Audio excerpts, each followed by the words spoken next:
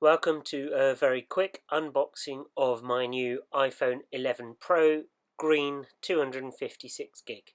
Arrived today, 20th of September, and I'm quite excited.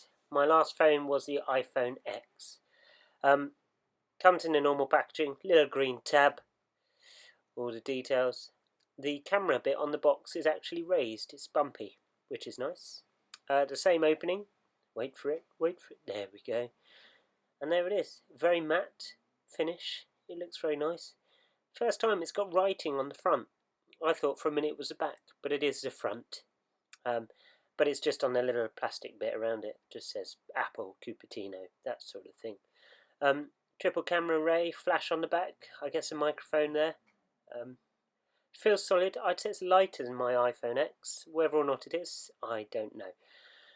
In there you get the normal headphones. You get a USB-C fast charger, so it will charge really fast, apparently. I look forward to that. The headphones and a USB-C to lightning cable.